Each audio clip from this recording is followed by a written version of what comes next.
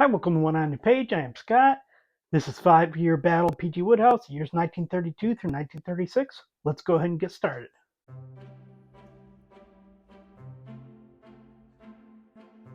The first book, published in 1932, is Dr. Sally.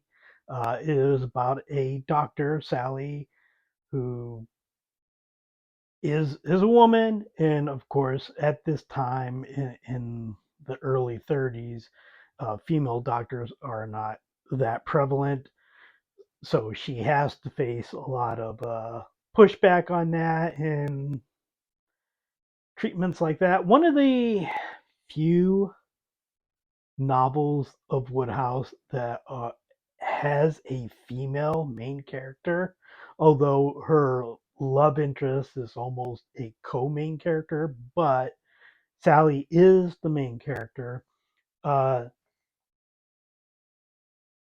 the other main character is Bill Bannister, who's rich but kind of a ne'er-do-well, but he's also really attracted to Sally, so he keeps going after her, and she's very much like, no, no, no. He won't take no for an answer, and basically the entire novel is him pursuing her. Bill Bannister would not be among my least favorite Wodehouse characters, but he's not likable. The romance doesn't work for me at all. So I actually like the character of Sally in here, but pretty much everything outside of her, in the fact that, spoiler alert, I'm sorry, the two of them do end up together, just doesn't work for me. So it is going to be number one right now, but it's definitely not going to stay there. The second book is Hot Water. Hot Water, there's an American, Packy Franklin, who is engaged to a woman, but he encounters another woman when he is mistaken for a barber, and he actually gives a man a haircut badly, uh, and it's that man's daughter, and the two of them have just great banter back and forth. He pretty much like boom, typical Woodhouse, falls in love with her. But so he goes to, I believe, what was it? He goes to the French seaside, and there's a lot of mistaken identity, and I would say almost Marx Brother level, back and forth. A bunch of interesting characters, including there are two criminals, Soup Slattery, and what was the other one? Oh, I can't remember the other one. I didn't write it down. But there are two criminals. There are people pretending to be somebody they are not. There's just slapstick in almost every relation. I don't just mean romantic, I mean like friendship. Every relation you hear just works. This was a novel that I've read it twice so far. I read last year for the podcast that I do with Robin, my daughter, and this is one of the few Woodhouse books that I've ranked so far that I've given a 5 star. So obviously, I'm going to give this one the top spot over Dr. Sally. One book that I would not consider a high level book is Louder and Funnier. Louder and Funnier is a collection of essays that, as you can see from the cover there, mainly has to do with Woodhouse's time working in Hollywood. Woodhouse was not very fond of his time in Hollywood, and I have discovered Woodhouse writing nonfiction is different than when he writes most of his fiction. Woodhouse writing about Hollywood or Broadway or the music scene is different than when he writes his typical novel. There's a cynicism to those, and it's definitely in this book. This book is uh, nowhere near as funny as most of Wodehouse work. Even other nonfiction books that I've read, or I'm reading Bring On the Girls, which I haven't finished yet, but it has to do with his time making musicals. That one is less cynical than this. Not to say that there isn't cynicism in Bring On the Girls, but it's more palatable. This one is just bitter and not enjoyable, and I just don't enjoy this dark side to Wodehouse, I guess. So it's gonna be at the bottom for right now. Book number four. Book number four is in this collection here. Uh, the Bounty of Blandings. It includes Heavy Weather, which is which is essentially the sequel to Summer Lightning, which I talked about in the last Wodehouse video. It's pretty much a continuation of it. Galahad has is not going to publish his memoirs, but Lord Tilsbury still wants to get a hold of him, so there's more antics going there, and of course, uh, Lord Emsworth and Freddie and the secretaries in love, and the Empress of Blandings. This is one of Wodehouse's most well-known works. I believe this one and Summer Lightning might be his most well-known Blandings Castle books, perhaps. And I would not be surprised if it's in the top 10 for all Wodehouse books. I really, really, really enjoyed this book. I just happen to like Hot Water better. So this is a tremendous book, but I'm going to put it under Hot Water. And Heavy Weather was published in 1933. Dr. Sally Hot Water and Louder and Funnier, published in 1932. Also published in 1933 is Mulliner Night, the third collection of Mr. Mulliner stories. More fishermen telling tales about his family members.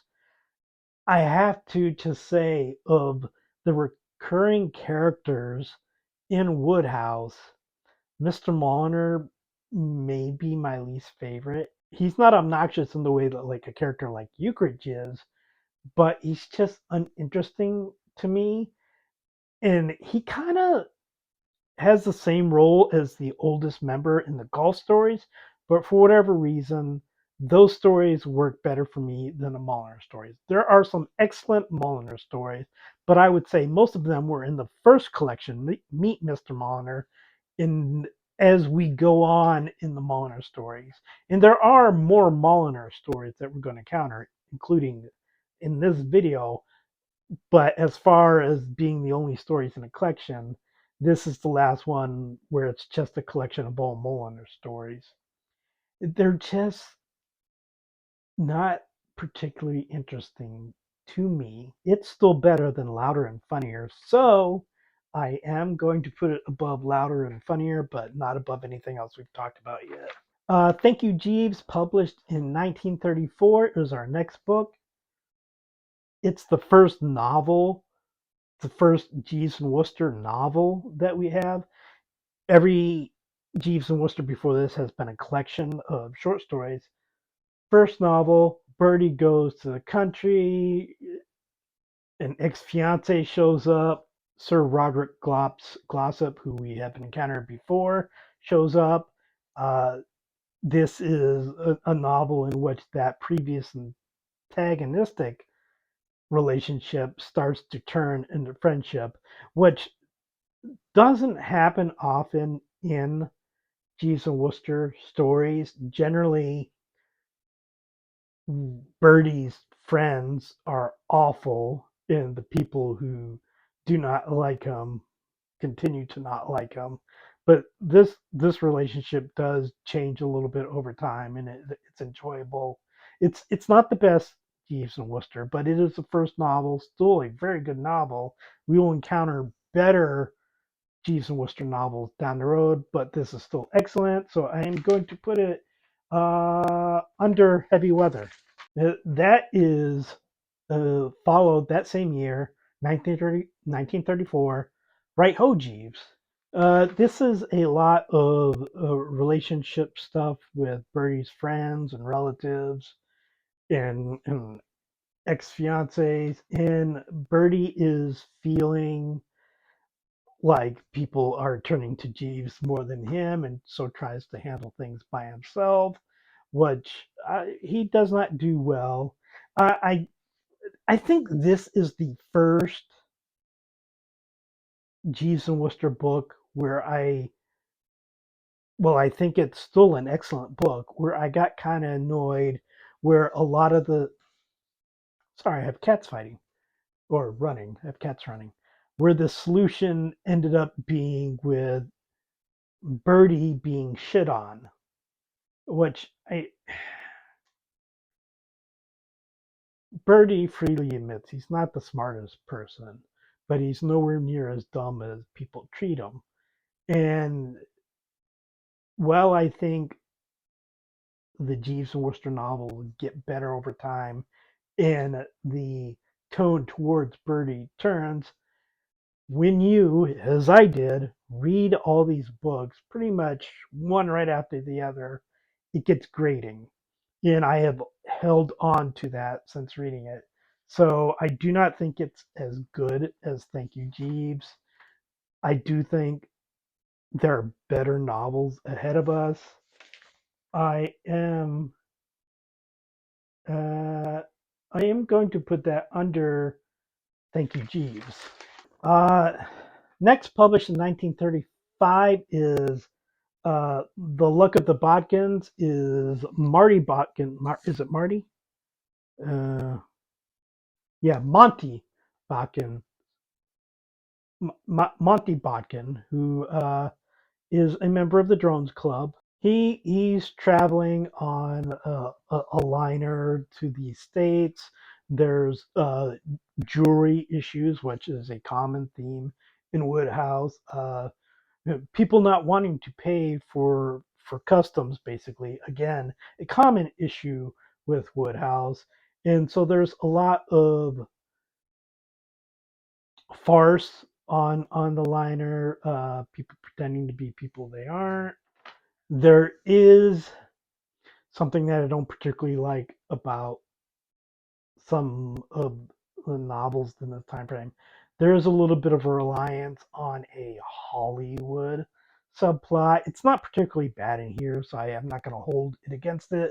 But again, as I said with Louder and Funnier, he can get bitter when it comes to writing about Hollywood or Broadway or I guess West End or whatever the London musical scene was at that time, and it often shows up in his writing. It doesn't particularly in here, but not my favorite type of Woodhouse scene.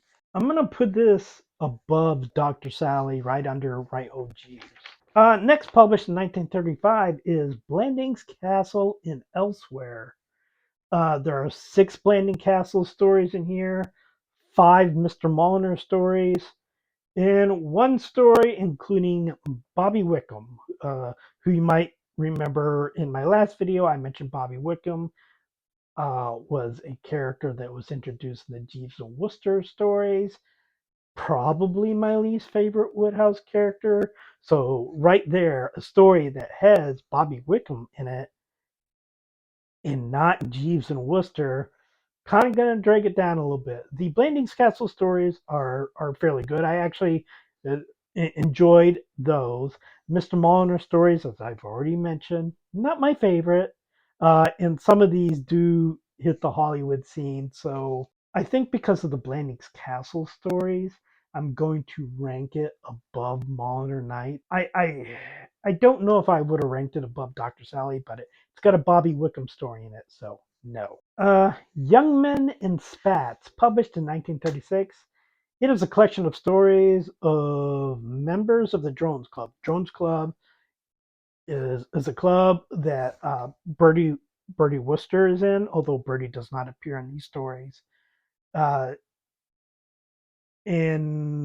several of these stories in here include the Drones Club member Freddie Widgeon and Pongo Twistleton, who has his Uncle Fred. Uncle Fred appears in some of these stories, and Uncle Fred is a recurring character who has basically his own series of like 4 books, I believe. It introduces other characters that we met in Jeeves and Wooster books before, like Oofy Prosser, quite an unlikable character, who basically is in these stories kind of a secondary antagonist in taking advantage in a way the main characters of stories. The stories are fine, but it's almost like a Jeeves and Wooster story, but no Jeeves, and Bertie is 3 times less charming. So they're fine for what they are, but I do not enjoy them particularly well. I think I'm going to also put this above Mulliner Nights, but I will have it under Blandings Castle. And finally, published in 1936, is perhaps Woodhouse's most, I guess, far out book. It's called Laughing Gas. It is about a man, Reggie Swithin, who's an earl, I believe, and he's bullied by his family. So that makes me think he is an earl because earls in Woodhouse don't get treated very well by domineering uh, matriarchal characters or more ant-like matriarchal characters. Um, and so he's sent to go basically find his cousin, and Hollywood again. But the thing is that he has to go to a dentist, and at the same time, there is a young boy who's at the dentist. And because of the laughing gas, somehow the two of them switch bodies basically. Reggie's mind is in the young boy's body, and the boy's body is in Reggie's body, or the boy's mind is in Reggie's body, which is a little bit far out for Woodhouse. It does have some humor in it, but again, it has Hollywood in it, and the Woodhouse writing Hollywood just doesn't work particularly well for me. The romance is fine, although a little weird. But again, the novel's weird. Uh, I it's not one of my favorite, but it's not one of the worst. I guess I'm gonna put it. I guess I'm gonna put it above Dr. Sally and under the luck of the Bodkins. If you want to find your strangest Woodhouse, I guess this is the one I would suggest for you. So that means there are 11 books for this time period. So let's go ahead. Number 11 is Louder and Funnier. Typically, Woodhouse nonfiction, not going to be near the top. Number 10, Mullen Nights. Number 9 is Young Man and Spats. Number 8 is Blandings Castle and Elsewhere. Number 7 is Dr. Sally. Number 6 is Laughing Gas. Number 5 is The Luck of the Bodkins. Number 4 is Right Ho Jeeves. Number 3 is Thank You Jeeves. Number 2 is Heavy Weather. Number 1 is Hot Water. So that is the 5-year period of 1932 through 1936. Will be next time with 1937 through 1941. Please like and subscribe, leave a comment, and I will talk to you next time.